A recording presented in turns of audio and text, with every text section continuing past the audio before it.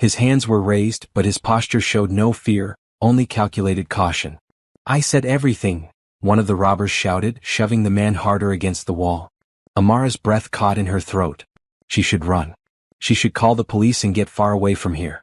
But something about the way the well-dressed man held himself, the quiet dignity even in danger, made her feet stop moving. Without thinking, she grabbed the metal trash can lid beside her and banged it against the wall. The loud clang echoed through the alley like a bell. "Hey, police are coming this way." "I called them," she shouted, trying to make her voice sound bigger than her small frame. The robbers spun around, startled. In their moment of confusion, the man in the suit moved fast. He pushed past them and ran toward where Amara stood. "This way," she called, leading him down a side path she knew well. They ran together until they reached the main street where bright lights and cars provided safety. Both of them stopped, breathing hard under a street lamp. "Thank you," the man said, straightening his torn jacket. His voice was deep, controlled. That was smart thinking. Amara looked at him properly for the first time. He was probably in his early 30s, with sharp green eyes and a face that belonged on magazine covers. Everything about him screamed money and power, from his perfectly styled hair to his leather shoes that probably cost more than she made in 3 months. "Are you okay?" she asked, noticing a small cut on his cheek. "They didn't hurt you, did they?" He touched his face where she was looking. "I'm fine. Just a scratch." He studied her with those intense green eyes. "You could have been seriously hurt back there. Why did you help me?" Amara shrugged, suddenly feeling self-conscious in her simple jeans and oversized sweater. Anyone would have done the same thing. A strange expression crossed his face. "No," he said quietly. "They wouldn't have." Before she could ask what he meant, he was checking his pockets, frowning. "They got my wallet," he muttered. "Wait here," Amara said. She couldn't explain why, but she felt compelled to help this stranger. She walked back toward the alley, staying in the light, and scanned the ground. There, partially hidden under some newspapers, was a black leather wallet. She picked it up and jogged back to where he waited. "Is this it?" His eyes widened as she handed it over. He opened it quickly, checking the contents. Everything was there: credit cards, cash, business cards, even family photos. "They must have dropped it when they ran," Amara explained. He stared at her like she was some kind of miracle. "You came back. You went back there to look for this." "Of course I did. It's yours." For a long moment he just looked at her. Then he pulled out several $100 bills. "Please take this, as a thank you." Amara looked at the money. Her rent was due next week and she was $20 short. Her mother needed new medications. Her car was making strange noises that probably meant expensive repairs. The money in his hand could solve so many problems. "Thank you," she said, accepting the bills gratefully. "I really appreciate this." He seemed surprised by her simple acceptance. Most people would have refused, said it was too much.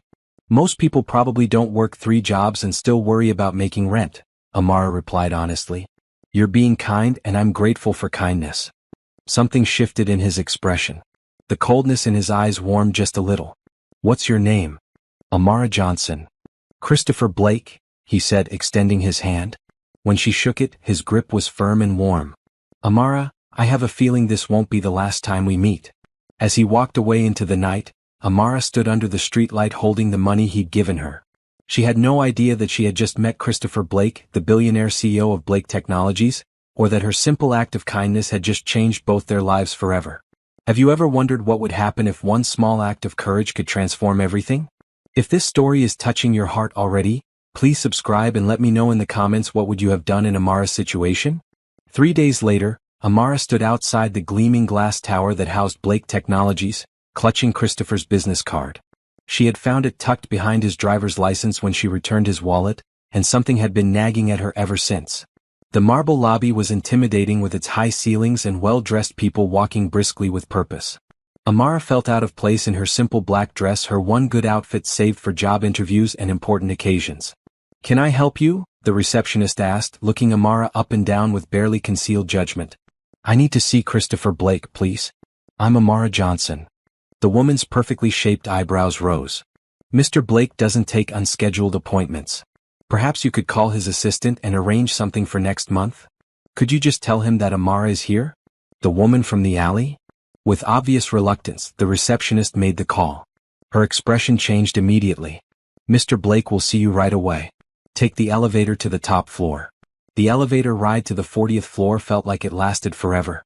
When the doors opened, a kind-looking man in his 50s greeted her. "Miss Johnson? I'm Tom Richards, Mr. Blake's assistant. He's been hoping you'd come by." He led her down a hallway lined with expensive art to a corner office with floor-to-ceiling windows overlooking the entire city. Christopher stood with his back to the door looking out at the view. "Mr. Blake? Miss Johnson is here." Christopher turned, and Amara was struck again by how handsome he was. Today he wore a perfectly tailored navy suit that made his eyes look even greener. But there was still something cold about his expression, like he was constantly guarding himself. "Amara," he said, and she was surprised he remembered her name. "I was wondering if I'd see you again." "I hope I'm not bothering you," she began. "I just wanted to make sure you were okay. And to return this." She held out his business card. "It was in your wallet." He looked puzzled. "You came all the way here to return a business card?" "Well, yes. It's yours. I thought you might need it." Christopher stared at her for a long moment, then did something unexpected. He smiled. It was small, but it completely transformed his face. "Please sit down. Would you like some coffee?" "Tea." "Coffee would be nice, thank you." Amara settled into the leather chair across from his desk. "This is an amazing office. Tom, could you bring us some coffee?" Christopher asked his assistant, who nodded and left them alone. "So tell me about yourself, Amara Johnson," Christopher said, leaning back in his chair. "What do you do when you're not rescuing people in alleys?" Amara laughed. "I work at a cleaning service, a coffee shop, and I do some tutoring on weekends. Nothing as exciting as running a big company." 3 jobs. His eyebrows rose. "That must be exhausting." "It keeps me busy," she admitted. "But I'm saving money for college. I want to study business management." "Business management," he repeated thoughtfully. "Any particular reason?" "I've always been good at organizing things, helping people solve problems. I think I'd like to help run a company someday. Nothing as big as this," she gestured around the office, "but something where I could make a difference." Tom returned with a tray of coffee and pastries. "I thought you might be hungry," he said kindly to Amara. "Thank you so much," Amara said, accepting a cup and taking a small pastry. She was hungry. She'd skipped lunch to save money and the food was delicious. Christopher watched her eat with an expression she couldn't quite read.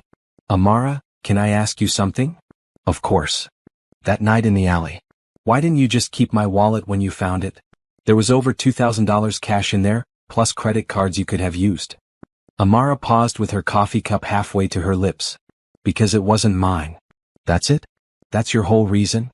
"What other reason would there be?" she asked, genuinely confused. "Taking something that doesn't belong to you is wrong. My mother taught me that when I was little." Christopher set down his cup and studied her face. "Most people would have at least been tempted." "Maybe," Amara said. "But being tempted and actually doing something are different things. Besides, you needed help that night. When someone needs help, you help them. That's just what decent people do." "Decent people," he murmured as if the concept was foreign to him. They talked for another hour. Christopher asked about her family, just her and her mom, her dreams, college, maybe her own small business someday, her hobbies, reading, though she didn't have much time for it. Amara found herself relaxing despite the fancy office. When Christopher wasn't being cold and guarded, he was actually easy to talk to. Finally, she glanced at her watch. "I should go. I have to work at the coffee shop in an hour." Christopher stood when she did. "Amara, I'd like to do something for you. To properly thank you for helping me." "You already gave me money," she reminded him. "That was more than enough." "I want to pay for your college," he said simply. Amara's jaw dropped. "I'm sorry, what?" "Your tuition, books, living expenses. Everything. You shouldn't have to work 3 jobs and still worry about affording school." For a moment, Amara couldn't speak. Then tears filled her eyes. "Are you serious?" "Completely serious." "But why? You don't even know me." "I know enough," Christopher said. "You're honest, kind, and you put yourself at risk to help a stranger. Those are rare qualities, Amara. They should be rewarded, not struggled for." Amara wiped her eyes, overwhelmed by gratitude. "Yes," she said. "Yes, thank you. I accept. I can't believe this is real." Christopher smiled again, and this time it reached his eyes. "It's real. Tom will handle all the paperwork and get you enrolled wherever you'd like to go." As Amara left the building an hour later, her head was spinning. She had a full scholarship to college, courtesy of a man she'd helped in an alley. Her life had just changed completely, and she couldn't wait to call her mother with the news. Behind his office window, Christopher watched her walk down the street. Tom appeared beside him. "That's quite a generous gesture, sir," Tom said. "She saved my life, Tom. The least I can do is give her a chance at the life she dreams of." But even as he said it, Christopher knew it was more than that. There was something about Amara Johnson that had gotten under his skin. Something that made him want to see her smile, made him want to be the reason for her happiness. He had no idea that feeling was about to turn his carefully controlled world completely upside down. 2 weeks into her first semester at the university, Amara was walking to her car after her last class when she found Christopher leaning against it. He looked out of place in the student parking lot, his expensive suit and luxury car drawing curious stares from passing students. "Christopher?" she said, surprised. "What are you doing here?" "I was in the neighborhood for a meeting," he said, which was obviously not true since his company was across town. "I thought I'd see how school is going." Amara set down her heavy backpack, wincing slightly.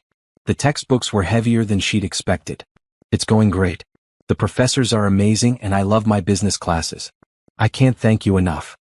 "You don't need to thank me," Christopher said, then frowned as she rubbed her shoulder. "What's wrong?" "Oh, nothing. Just heavy books." She gestured to her bulging backpack.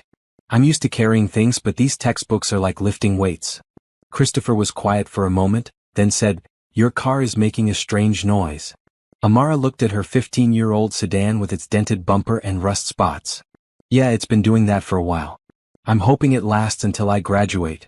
"It sounds like the alternator," Christopher said, walking around the car. "Or maybe the timing belt. Either way, it's not safe to drive." "I can't afford to fix it right now," Amara admitted.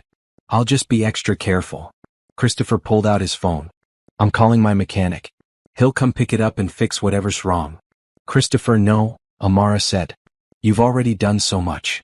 "I'm not letting you drive an unsafe car," he said firmly, already dialing. "It's not up for discussion." Within an hour, a tow truck had arrived and taken Amara's car. Christopher's mechanic, a friendly man named Jake Morrison, promised to have it running like new by the end of the week. "How am I supposed to get to work?" Amara asked, suddenly panicking. She still kept her part-time job at the coffee shop to cover her personal expenses. "I'll drive you," Christopher said. "You can't drive me to work every day. You're a CO. You must have important meetings and things to do." Christopher looked at her with an expression she couldn't quite read. "Nothing is more important than making sure you're safe." And that's how Amara found herself being driven to work every day in a car worth more than most people's houses. Christopher would drop her off in the morning before his own meetings, and pick her up when her shift ended. On the third day he surprised her by coming into the coffee shop. "What can I get you?" asked Ben, the teenage barista who worked the afternoon shift. "Whatever she recommends," Christopher said, nodding toward Amara. "The house blend," Amara said. "It's the best coffee in the city." Christopher took a sip and nodded appreciatively. "She's right. This is excellent." He sat at a corner table working on his laptop while Amara finished her shift. When she was done, he helped her carry the heavy bags of coffee beans to the storage room. "You don't have to help me," she protested. "I want to," he said simply. That evening, as they sat in traffic on the way back to her apartment, Amara studied Christopher's profile. "Can I ask you something?" "Of course." "Why are you doing all this? The college, the car repairs, driving me around?" "It's more than just thanking me for that night." Christopher was quiet for so long that Amara thought he wasn't going to answer.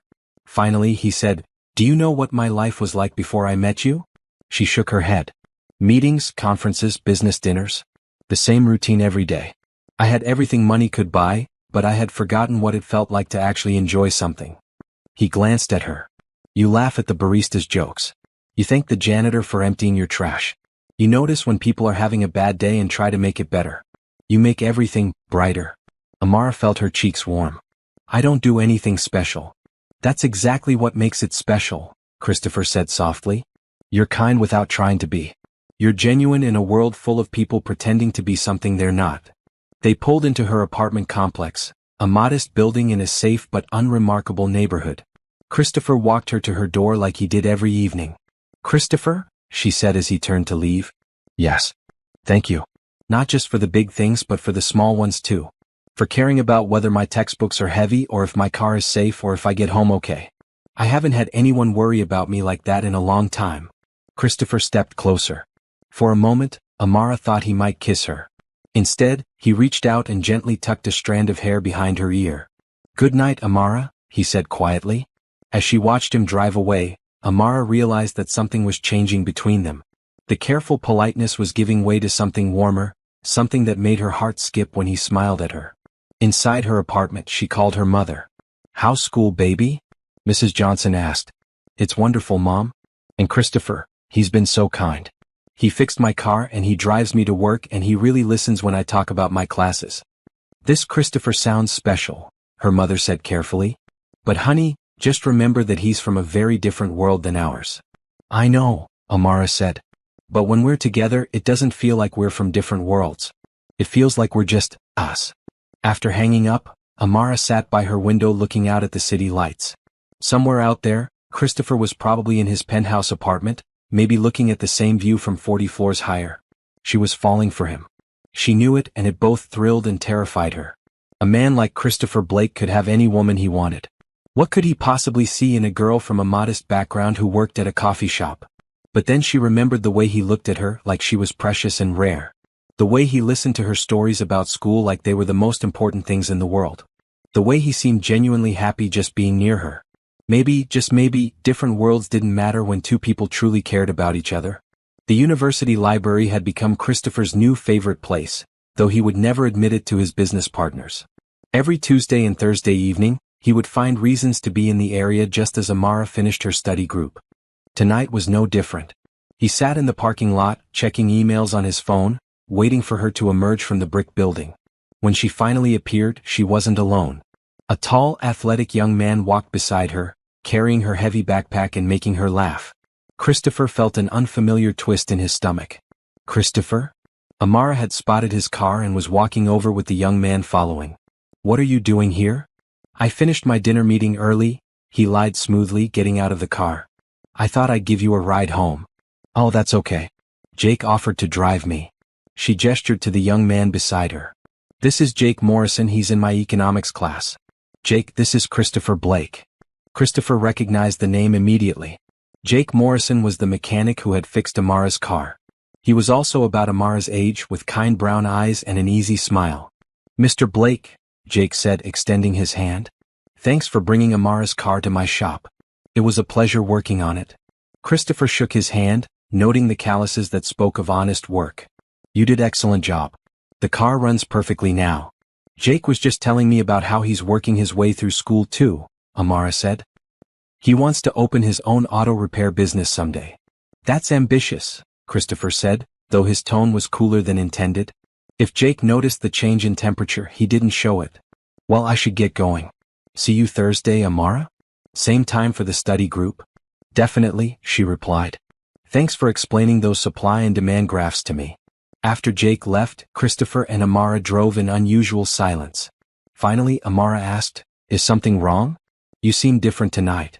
"I'm fine," Christopher said, but his hands gripped the steering wheel tighter. "Are you sure? You barely said 2 words to Jake and he's really nice. He's been helping me with economics and he never makes me feel stupid when I don't understand something right away." The twist in Christopher's stomach got worse. "I'm sure he's very helpful." Amara studied his profile. "Are you jealous?" The question hung in the air between them. Christopher had never been jealous before. He'd never cared enough about a woman to feel possessive or threatened. But the thought of Amara laughing with Jake, accepting his help, maybe developing feelings for someone her own age. "Yes," he admitted quietly. "I am jealous." Amara's breath caught. "Christopher." He pulled into her apartment complex and parked, but neither of them moved to get out of the car. "This is crazy," Christopher said, running his hands through his hair. "I'm 32 years old. I run a billion-dollar company. I shouldn't be sitting in a parking lot feeling jealous of a college student." "Age is just a number," Amara said softly. "And Jake is just a friend. A study partner." "Is he?" Christopher turned to look at her. "Because any man who spends time with you and doesn't fall in love with you is either blind or an idiot." Amara's heart began beating faster. "Christopher, what are you saying?" He reached over and took her hand. "I'm saying that I've never felt like this before. I'm saying that I look forward to seeing you more than I look forward to closing million-dollar deals. I'm saying that you've changed something in me that I didn't even know could be changed." "How have I changed you?" Christopher was quiet for a moment, gathering his thoughts. "Before I met you, I went through the motions of living. I worked, I made money, I attended social events because they were expected. But I wasn't actually living. I wasn't happy. He squeezed her hand gently. You make me want to be better. Not more successful or more wealthy, but better as a person. Kinder. More patient. More aware of the people around me who might need help. Tears gathered in Amara's eyes. You were already kind. You just needed someone to notice. I want you to work for me, Christopher said suddenly. What? Come work for my company. Be my personal assistant.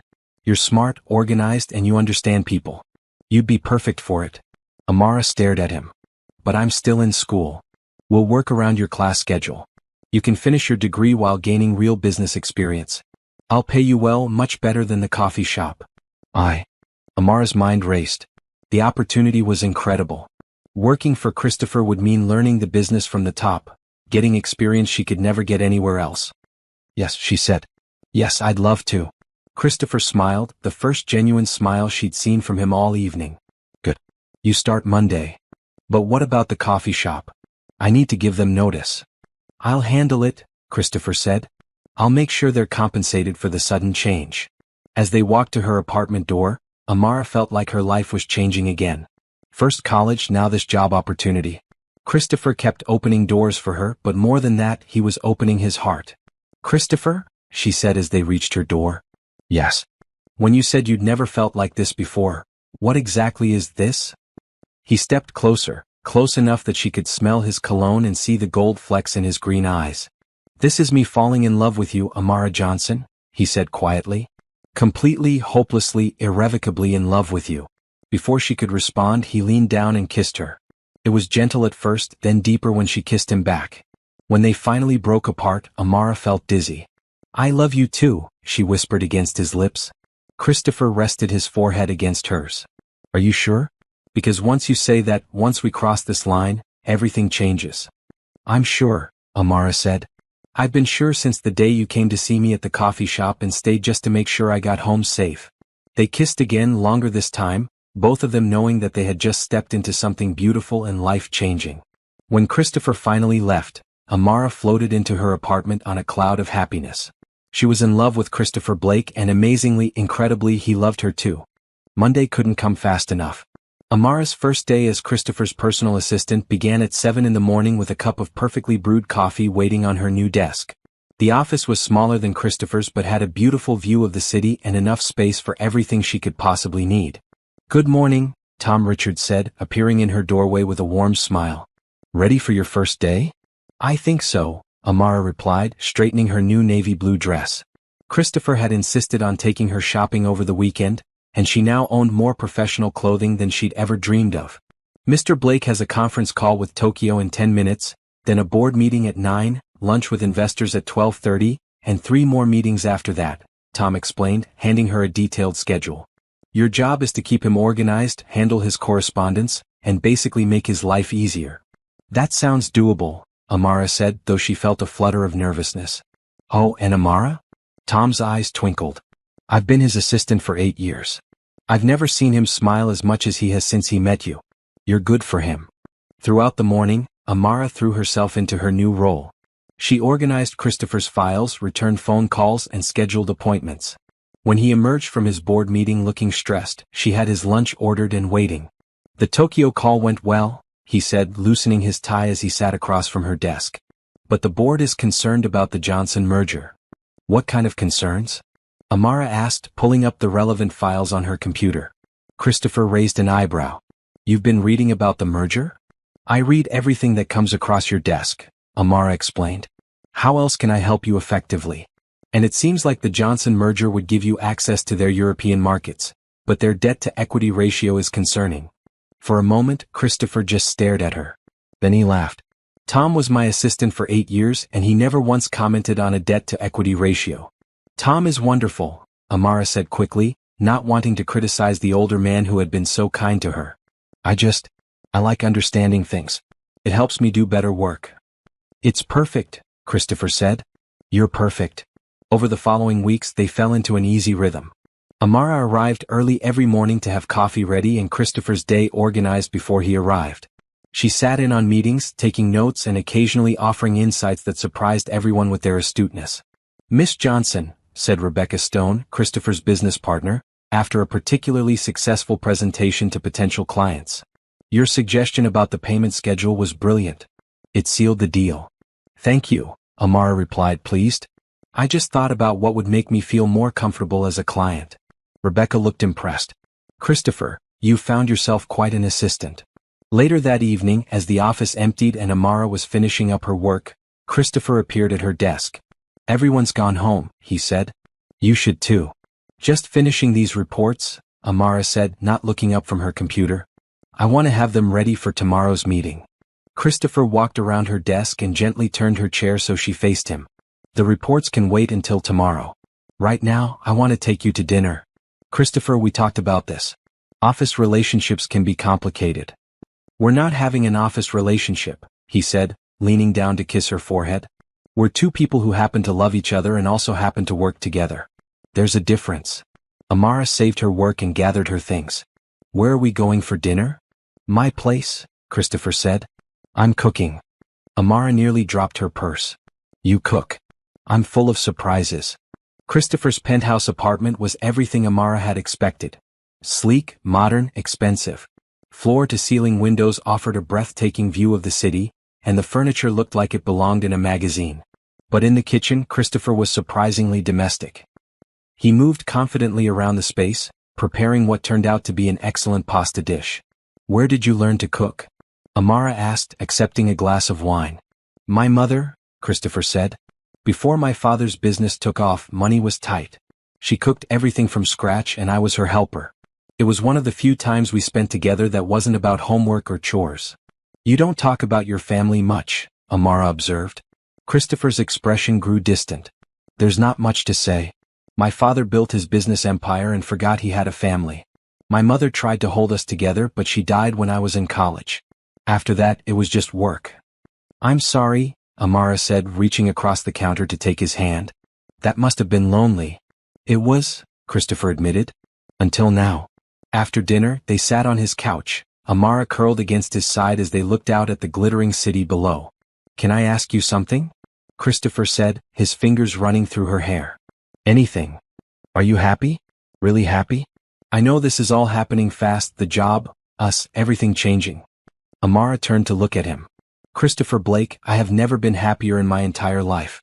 6 months ago, I was working 3 jobs and wondering if I'd ever afford college. Now I'm getting my degree, working my dream job, and I'm in love with an amazing man who treats me like I'm the most precious thing in the world. You are the most precious thing in my world, Christopher said seriously. And you're mine, Amara replied, stretching up to kiss him. As they kissed, Amara knew that whatever challenges lay ahead, they would face them together. Christopher had changed her life, but she was beginning to understand that she had changed his just as much. They were no longer just two people from different worlds. They were partners in every sense of the word. 3 months into working as Christopher's assistant, Amara had settled into a routine that made her happier than she'd ever imagined possible. She loved the challenge of her job, the way Christopher relied on her judgment, and the small moments throughout the day when he would catch her eye and smile. But nothing had prepared her for what happened on a sunny Thursday morning in October. Amara, Christopher said, appearing at her desk with an unusually nervous expression. Could you come into my office for a moment? Of course, she replied, grabbing her notebook. Is everything okay? Instead of sitting behind his desk as usual, Christopher perched on the edge of it. I need to talk to you about your living situation. Amara frowned. My apartment? What about it? It's not safe, Christopher said bluntly. There was a break-in in your building last week, and the parking garage is poorly lit. I don't like you walking to your car alone at night. Christopher, I've been living there for 2 years. I'm careful. I know you are, but careful isn't enough. He pulled out a set of keys and placed them on the desk between them. I bought you a new place. Amara stared at the keys. You what? It's a condo downtown, walking distance from here. 24th floor, great view, excellent security. I had it furnished, but if you don't like anything, we can change it. Christopher. Amara's voice was barely a whisper. You bought me a condo? I bought you a home, he corrected gently. Somewhere safe and beautiful where you can focus on school and work without worrying about your safety. Tears filled Amara's eyes. She picked up the keys, their weight solid and real in her palm. I don't know what to say. Say you'll accept it, Christopher said. Say you'll let me take care of you the way you deserve to be taken care of. Yes, Amara whispered. Yes, of course. Thank you. That evening, Christopher drove her to see the condo. The building was elegant and modern, with a doorman who greeted them by name. The elevator rode smoothly to the 24th floor, opening directly into a stunning apartment. The living room was spacious and bright, with huge windows overlooking the city. The furniture was exactly her taste, comfortable but elegant, in soft blues and warm whites. The kitchen had granite countertops and state-of-the-art appliances. The bedroom was like something from a dream, with a king-sized bed and a walk-in closet already filled with clothes in her size. How did you know what I'd like? She asked, running her fingers along the soft throw pillows on the couch. I pay attention, Christopher said simply. I know you love natural light, that you prefer comfortable furniture to formal pieces, that blue is your favorite color. I know you've always wanted a desk by a window where you can do your homework. He gestured to a beautiful desk positioned perfectly to catch the morning sun. On it was a top-of-the-line laptop and all the school supplies she could possibly need. Amara turned to face him, tears streaming down her cheeks. Why? Why do you do these things for me? Christopher crossed the room and gently wiped away her tears. Because I love you. Because you work so hard and never complain. Because you deserve beautiful things and comfort and safety. He cupped her face in his hands. Because making you happy makes me happier than any business deal ever could. I love you so much, Amara whispered, standing on her tiptoes to kiss him. The next morning, Amara called her mother from her new kitchen while making coffee in her state-of-the-art machine. A whole condo? Mrs. Johnson said, her voice full of amazement. Baby, that's incredible. I know, Mama. I keep thinking I'm going to wake up and this will all be a dream. And Christopher, he's treating you well? You're sure about him? Amara looked out at the city view, thinking about how Christopher had spent hours making sure everything in the apartment was perfect for her. He's wonderful, Mama. He's kind and generous and he makes me feel like I can accomplish anything. Well, her mother said warmly, he sounds like a keeper. When do I get to meet this man who swept my daughter off her feet? Soon, Amara promised. I want you to meet him soon. At work that day, Amara found it hard to concentrate. Every few minutes, she would remember waking up in her beautiful new bedroom, or making breakfast in her amazing kitchen, and she would smile. You're glowing, Tom observed, bringing her some files to review. I feel like I'm living in a fairy tale, Amara admitted. Mr. Blake seems pretty happy too, Tom said with a knowing smile. I've never seen him so relaxed. He actually hummed this morning. Hummed. Around lunchtime, Christopher emerged from a meeting looking pleased.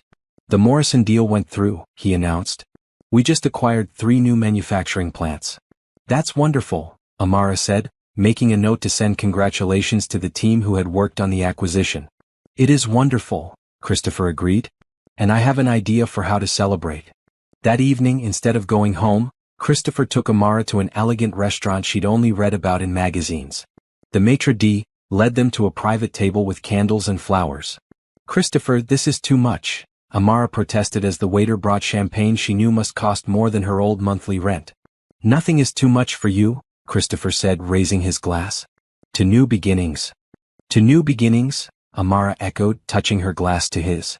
As they ate dinner, Christopher told her about his plans to expand the company internationally, and Amara shared her ideas about streamlining the client onboarding process. They talked business and dreams and everything in between.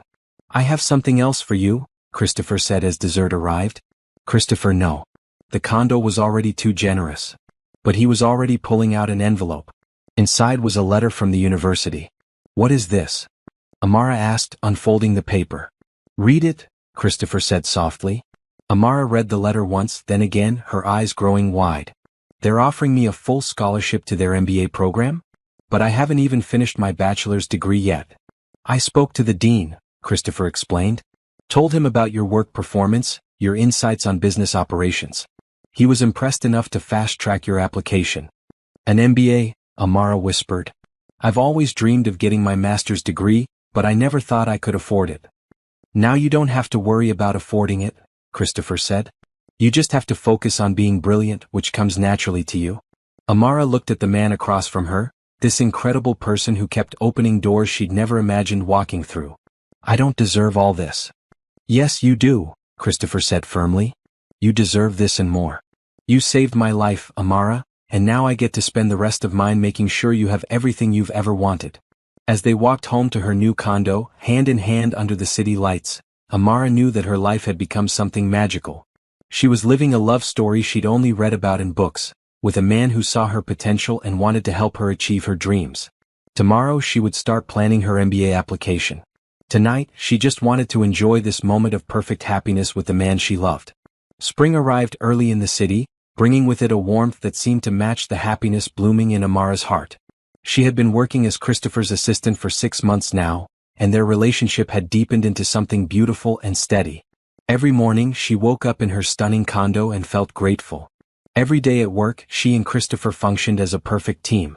Every evening they spent together either at his penthouse or her place, talking about everything and nothing. But lately, Amara had noticed a change in Christopher. He seemed more thoughtful, more tender. He would catch her hand and hold it longer than usual, or pause in the middle of a conversation just to look at her with an expression that made her heart skip. On a particularly beautiful Friday in May, Christopher surprised her by appearing at her desk just before lunch. "Clear my afternoon," he said with a mysterious smile. "Your afternoon is already packed," Amara protested, checking his schedule. "You have the budget meeting at 2, the client presentation at 3:30, and dinner with the investors at 7. Tom can handle the meeting, Rebecca can do the presentation, and we're skipping the dinner," Christopher said, taking her hand and pulling her to her feet. "We're playing hooky. Christopher Blake, you cannot just skip your responsibilities to play hooky. Watch me," he said, leading her toward the elevator. "Sometimes the most important thing a CEO can do is remember what really matters." An hour later they were walking through the botanical gardens, surrounded by blooming flowers and the sounds of fountains and birdsong. Amara had changed into a sundress that Christopher had bought her, and he had traded his business suit for casual pants and a shirt that made his eyes look even greener. "I can't remember the last time I just walked through a garden," Christopher said, stopping to examine a particularly beautiful rose bush. "I used to come to places like this when I was little," Amara said, breathing in the sweet scent of jasmine. "My mom would pack a picnic lunch and we'd spend the whole day wandering around looking at flowers and feeding the ducks." "Tell me more about your childhood," Christopher said, taking her hand as they continued walking. Amara smiled, remembering. "We didn't have much money, but Mom made everything feel like an adventure. She taught me that happiness doesn't come from what you have, but from how you choose to see the world." "She sounds like an amazing woman." "She is. I can't wait for you to meet her." They found a quiet spot beside a small pond and sat on a bench, watching the water lilies float on the surface. The afternoon sun filtered through the trees, creating patterns of light and shadow on the path. "Amara," Christopher said, his voice unusually serious. She turned to look at him and was surprised by the intensity in his eyes. "What is it?" "I need to tell you something." He took both her hands in his. "Before I met you, I thought I knew what love was supposed to feel like. I thought it was about finding someone compatible, someone who fit into your life plan." Amara's heart began beating faster. "But what I feel for you," Christopher shook his head. "It's nothing like what I expected. It's bigger and deeper and more powerful than anything I've ever experienced. You don't just fit into my life plan, Amara. You are my life plan." "Christopher." "Let me finish," he said softly. "You've changed everything about me. The way I think, the way I see the world, the way I treat people. You've made me want to be worthy of the kindness you show everyone around you." He reached into his jacket pocket and pulled out a small velvet box. Amara gasped. "I know we haven't been together very long," Christopher continued, opening the box to reveal a stunning diamond ring. "But I've never been more certain of anything in my life. I love you, Amara Johnson. I love your laugh and your smile and the way you always see the best in people. I love how smart you are and how hard you work and how you make every day brighter just by being in it." Tears were streaming down Amara's face now. "Will you marry me?" Christopher asked. "Will you let me spend the rest of my life trying to make you as happy as you've made me?" For a moment, Amara couldn't speak. She looked at the ring, beautiful and perfect, then at Christopher's face, full of hope and love and nervous anticipation. "Yes," she whispered. Then louder, "Yes, of course, yes." Christopher slipped the ring onto her finger with shaking hands, then pulled her into his arms and kissed her with all the love and joy he felt. Around them, the garden seemed to burst with even more color, the birds sang sweeter songs and the whole world felt magical. "I love you so much," Amara said against his lips. "I can't believe this is real." "It's real," Christopher assured her. "We're real. This love is real." They sat in the garden until the sun began to set, making plans and dreams and promises to each other. Christopher told her about the house he wanted to buy them, with a big garden where they could have their own flowers. Amara talked about finishing her MBA and maybe working together to expand the company. "I want to meet your mother," Christopher said as they walked back to the car. "I want to ask for her blessing properly." "She's going to love you," Amara said, admiring her ring in the fading sunlight. "But not as much as I do." That evening they called their friends and family to share the news. Tom was delighted, Rebecca was thrilled, and Mrs. Johnson cried happy tears over the phone. "Are you sure about this, baby?" her mother asked when Christopher stepped away to get them some wine. "It's all happening so fast." "I'm sure, Mama," Amara said, twisting her new ring around her finger. "I know it seems quick, but when you know, you know. And I know that I want to spend the rest of my life with this man." Later that night, as they sat on Christopher's terrace looking out at the city lights, Amara reflected on how much her life had changed since that night in the alley. "What are you thinking about?" Christopher asked, pulling her closer against his side. "That night when I helped you," she said.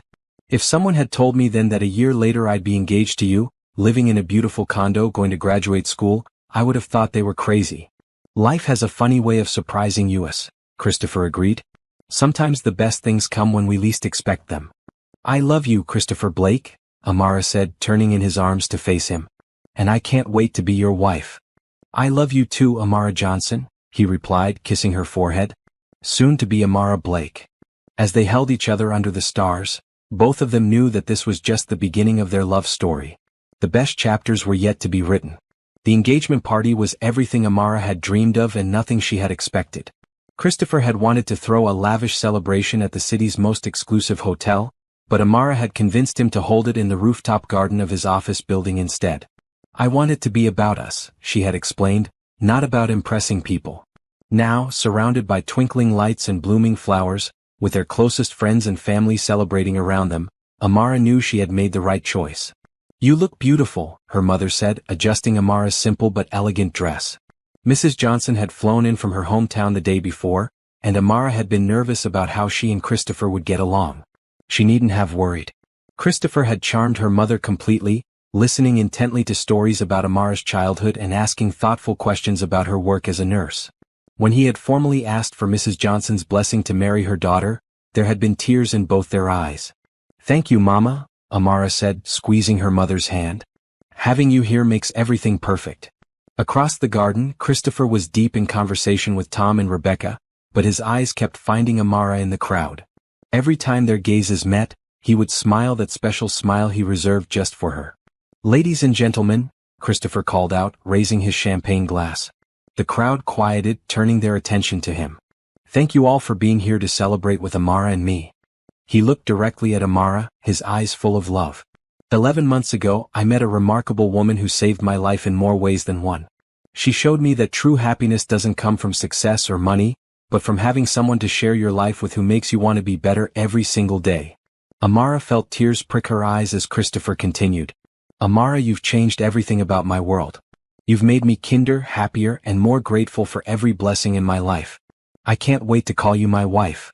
To Christopher and Amara, Rebecca called out, and everyone raised their glasses. As the party continued around them, Christopher pulled Amara aside to a quiet corner of the garden. "I have something for you," he said, pulling out an envelope. "Christopher, we agreed no more gifts until the wedding," Amara laughed. "This isn't exactly a gift. It's a partnership opportunity." Amara opened the envelope and found legal documents. As she read, her eyes grew wide. "You're making me a partner in the company?" 20% ownership, Christopher confirmed. "I want us to build our future together as equals. Your insights and ideas have already improved the business tremendously. It's time that was officially recognized. But Christopher, this is your company. You built it from nothing. And now I want to build it with you," he said simply. "We're a team, Amara. In life and in love and now in business too." Amara threw her arms around his neck. "Yes, of course, yes. I'm honored."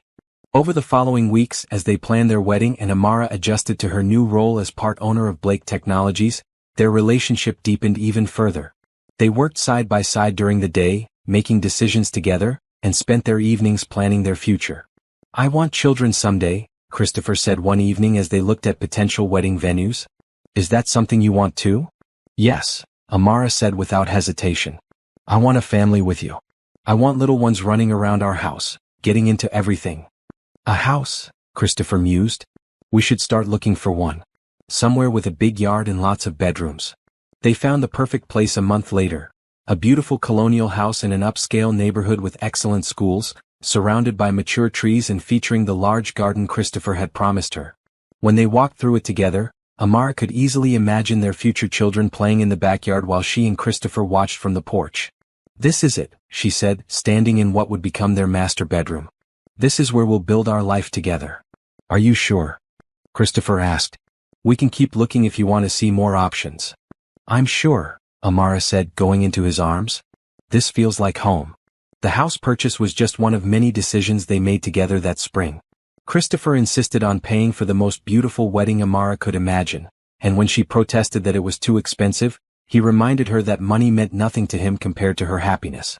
"Besides," he added with a grin, "now that you're a partner in the company, you're paying for part of it too." They chose a venue overlooking the ocean with a ceremony at sunset and a reception under the stars. Amara's dress was simple but stunning, and Christopher's eyes filled with tears when she walked down the aisle toward him. During their engagement, Amara had also started her MBA program. Christopher was incredibly supportive, often helping her study and offering real-world examples to illustrate the concepts she was learning. "You're going to be even more formidable in business with your master's degree," he told her one evening as she worked on a particularly challenging assignment. "We're going to be formidable," she corrected. "Partners, remember?" As their wedding day approached, Amara reflected on how much their relationship had evolved. They had gone from strangers to friends to lovers to partners in every sense of the word. Christopher treated her as his equal in all things, asking for her opinion on major business decisions and supporting her dreams with unwavering enthusiasm.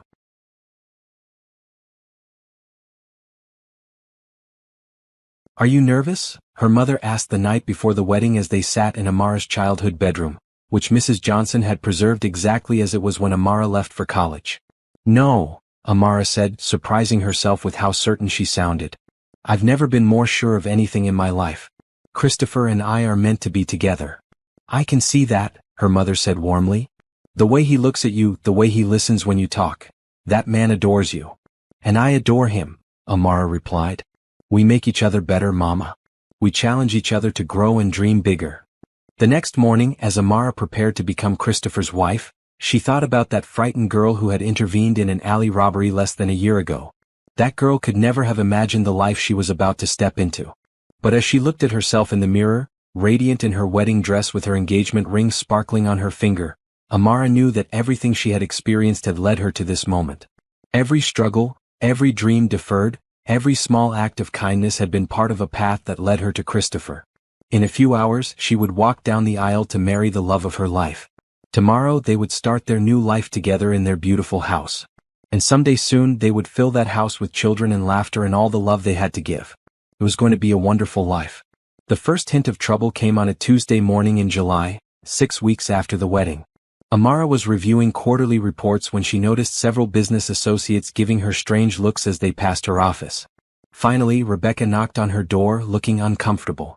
"Amara, we need to talk," she said, closing the door behind her. "What's wrong?" Amara asked, noting her friend's serious expression. Rebecca sat down heavily in the chair across from Amara's desk. "There's been some talk around the office. And in the business community." "What kind of talk?" "About you and Christopher. About how quickly everything happened between you two." Rebecca looked pained. "Some people are saying that you targeted him deliberately. That you orchestrated that night in the alley." Amara felt like she'd been slapped. "They think I what?" "I know it's ridiculous," Rebecca said quickly. "Anyone who knows you knows how genuine and kind you are. But there are whispers that you researched Christopher, found out his usual route home, and staged the whole robbery scene to get close to him." "That's insane," Amara whispered, her hands trembling. "I was coming home from work. I didn't even know who he was until he told me his name." "I believe you completely," Rebecca assured her. "But the rumors are spreading. Some people are calling you a gold digger, saying you manipulated Christopher into falling in love with you so you could get access to his money." Amara felt sick to her stomach. "Who's saying these things?" Rebecca hesitated. "Patricia Hartwell has been the most vocal. She's telling anyone who will listen that Christopher was her intended match, and that you came along and seduced him away from his appropriate social circle." Amara knew Patricia Hartwell by reputation. a socialite from an old money family who had been trying to catch Christopher's attention for years. She was beautiful, sophisticated, and everything Amara was not. "There's more," Rebecca continued reluctantly. "She's questioning your qualifications for your position here. She's suggesting that Christopher only made you a partner because you're sleeping with him." The words hit Amara like physical blows. She had worked so hard to prove herself, to show that she deserved her place at the company based on her skills and intelligence. The thought that people believed she had manipulated and seduced her way into her position was devastating. "Does Christopher know about this?" Amara asked quietly. "Not yet. But he needs to be told. These rumors could damage both of you if they're not addressed." That evening, Amara waited until she and Christopher were home in their beautiful house before bringing up the conversation with Rebecca. Christopher's reaction was immediate and fierce. "That's the most ridiculous thing I've ever heard," he said angrily. "Anyone who knows you for 5 minutes would realize how absurd those accusations are." "But what if people believe them?" Amara asked, pacing around their living room. "What if they think our whole relationship is fake? What if they think I'm just using you?" Christopher stood and caught her hands, stopping her restless movement. "I don't care what people think. I know what's real, and what's real is that I love you more than life itself, and you love me the same way." "But it could hurt your business reputation," Amara protested. "What if clients start questioning your judgment? What if investors think you're making decisions with your heart instead of your head?" "Then they don't know me very well," Christopher said firmly. "Making you my partner was the smartest business decision I've ever made. Your ideas have increased our profits by 30% in the last 6 months." Despite Christopher's support, the rumors continued to spread over the following weeks. Amara found herself being excluded from certain social events, receiving cold stares at business functions, and overhearing whispered conversations that stopped when she entered rooms. The worst moment came at a charity gala they attended together. Amara was coming back from the ladies' room when she overheard Patricia Hartwell talking to a group of other society women. "It's obvious what happened," Patricia was saying in her cultured voice. "She researched him, found out his routines, and staged that whole rescue scenario. Christopher is brilliant in business but naive about women." He was completely taken in. "It is suspicious how quickly everything progressed," another woman agreed. "From nobody to business partner and wife in less than a year? That doesn't happen naturally." "Mark my words," Patricia continued, "when the novelty wears off, Christopher will realize his mistake. Men like him don't stay with women like her for long." Amara felt tears sting her eyes, but she held her head high as she walked past the group. She wouldn't give them the satisfaction of seeing her cry. Christopher was waiting for her at their table, but he took one look at her face and stood immediately. "We're leaving," he said. "No, we don't have to go," Amara protested. "I'm fine." "You're not fine, and I'm not staying somewhere that you're not treated with respect." As they gathered their things to leave, Christopher turned to address the room. His voice carried clearly over the music and conversation. "Ladies and gentlemen, may I have your attention please?" The room gradually quieted. "I want to take this opportunity to address some rumors that have been circulating about my wife and our relationship." Christopher's voice was calm but carried an undertone of steel. "Amara didn't pursue me, manipulate me, or stage any sort of elaborate scheme to win my affections. She saved my life, returned my property when she could have kept it, and showed me what it means to be truly good and honest in a world that often lacks both qualities." The room was completely silent now. "She has earned her position in my company through intelligence, hard work, and innovative thinking. She has earned my love through kindness, integrity, and the way she makes everyone around her want to be better." Christopher's eyes swept the room. "If anyone has a problem with my wife or questions her place in my life, they are welcome to discuss it with me directly. Otherwise, I suggest you examine your own motivations for spreading such petty gossip." He offered Amara his arm. "Shall we go home, my love?" As they walked out of the gala together, Amara felt overwhelmed with love and gratitude. Christopher had stood up for her publicly, defending not just their relationship but her character and abilities. "Thank you," she said as they got in the car. "That was incredible." "That was necessary," Christopher replied. "I will never let anyone disrespect you, Amara. Not ever. Can you imagine finding someone who would defend you so completely, so publicly, against all the doubters?" If this story is giving you all the feels, please subscribe and tell me in the comments, do you think Christopher's public defense will silence the rumors, or will it make things worse? Your engagement means everything to me. Over the following months, Christopher's public support did indeed quiet most of the rumors. Business associates who had been cool toward Amara began treating her with respect again, particularly as her contributions to the company became impossible to ignore. Patricia Hartwell and her circle continued their whispers, but they found fewer and fewer people willing to listen.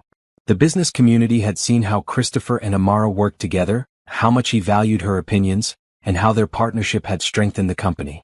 More importantly, Amara had learned that the opinions of jealous outsiders didn't matter. What mattered was the love and respect she shared with Christopher, the life they were building together, and the future they were creating side by side. They had faced their first real challenge as a couple and emerged stronger than ever. Whatever obstacles lay ahead, Amara knew they would face them together. 1 year later. The morning sun streamed through the windows of Amara and Christopher's home office as she put the finishing touches on the quarterly presentation. In the year since their wedding, Blake Technologies had expanded into 3 new markets, acquired 2 smaller companies, and seen their highest profits in the company's history. The Tokyo meeting went perfectly, Christopher said, ending a video call and turning to where Amara sat at her desk. They loved your proposal for the manufacturing partnership. Our proposal, Amara corrected with a smile.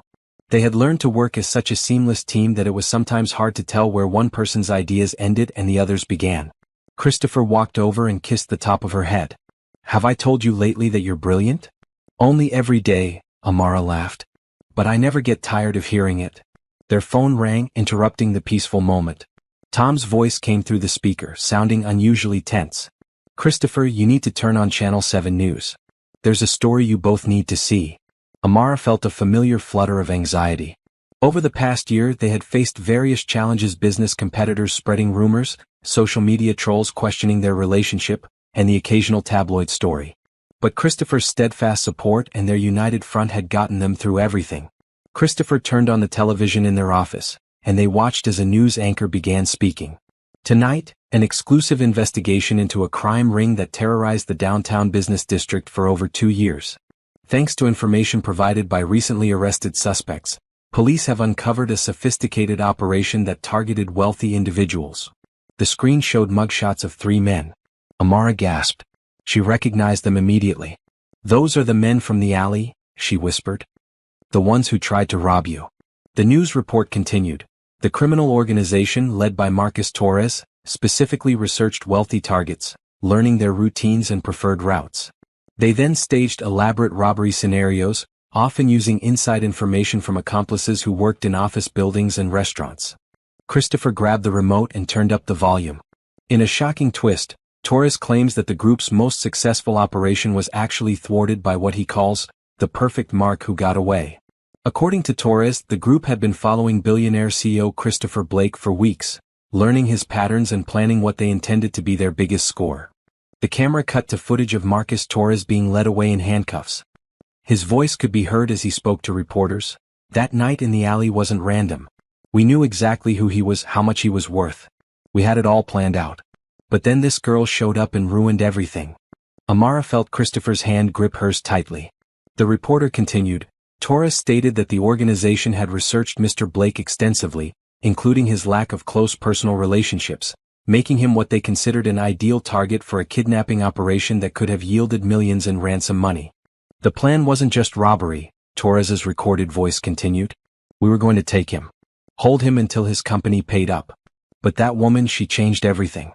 She saved his life and didn't even know it. The news report showed recent footage of Christopher and Amara at a business event, smiling and walking hand in hand. The anchor's voice continued. Mr. Blake subsequently married the woman who unwittingly saved his life, and sources close to the couple say this revelation only confirms what they've always known, that their chance meeting truly was meant to be. Christopher turned off the television, and they sat in stunned silence for several minutes. They were going to kidnap you, Amara said finally, her voice barely a whisper. But they didn't, Christopher replied, pulling her into his arms. Because you were there. Because you were brave and quick thinking, and you saved me from something much worse than losing a wallet. All this time I thought I just helped you avoid getting robbed, Amara said, tears streaming down her face. But you could have been killed. Don't think about what could have happened, Christopher said softly. Think about what did happen. You saved my life, Amara. And in doing so, you gave us this beautiful life together. Later that day, reporters gathered outside Blake Technologies, asking for statements. Christopher and Amara faced them together as they faced everything.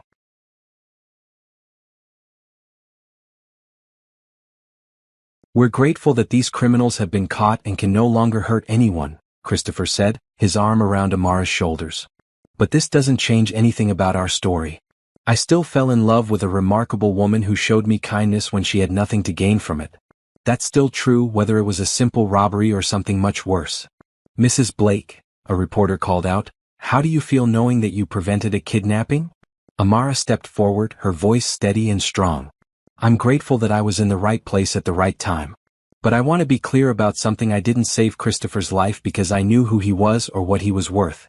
I helped him because he was a person in trouble, and that's what you do for people in trouble. You help them. She looked up at Christopher, love shining in her eyes. The fact that helping him led to the greatest love of my life. That's just the most beautiful gift I could have ever imagined. That evening, as they sat in their garden watching the sunset, Christopher reflected on the strange turns their story had taken. To think that if you hadn't decided to take that shortcut home from work that night? He began. But I did, Amara interrupted. And you were there, and everything happened exactly the way it was supposed to happen. Do you really believe that? That it was all meant to be? Amara considered the question seriously. I think we make our own fate through the choices we make. I chose to help you instead of walking away. You chose to seek me out and thank me. We chose to get to know each other, to fall in love, to build this life together. She leaned against his shoulder. But sometimes it feels like the universe conspired to bring us together. Like all the struggles and challenges in my life were preparing me for that moment when you needed help. Christopher kissed her forehead. I used to think love was just a chemical reaction, something that faded over time. But what I feel for you gets stronger every day. You didn't just save my life that night, Amara. You showed me how to live. As the stars began to appear in the darkening sky, they talked about their future. The children they wanted to have, the places they wanted to travel, the ways they wanted to expand the business and use their success to help others. I want to start a foundation, Amara said. Something that helps people get access to education and job training. Give them the same kinds of opportunities you gave me. That's a beautiful idea, Christopher agreed. We should call it the Second Chances Foundation. Perfect, Amara smiled. Because sometimes one moment of kindness can change everything. 2 years later, the Second Chances Foundation had helped over 1,000 people access education and job training. Christopher and Amara's first child, a daughter they named Hope, was learning to walk in the very garden where Christopher had proposed. And sometimes, when Amara tucked Hope into bed at night, she would tell her the story of how Mommy and Daddy met in an alley one dark night, when a simple act of courage changed both their lives forever. It was a story about how love can bloom in the most unexpected places, how kindness always comes back to you, and how sometimes the most frightening moments of our lives can lead to the most beautiful. Amara had saved Christopher from criminals who wanted to destroy his life. But in return, he had given her a life more wonderful than she had ever dared to dream. Together, they had built something precious and lasting, a love story that would inspire others to believe in the power of kindness, courage, and second chances. Their life had begun with an act of bravery in a dark alley. But their love story would continue for all the bright days ahead, filled with laughter, dreams, and the unshakable knowledge that they were meant to be together.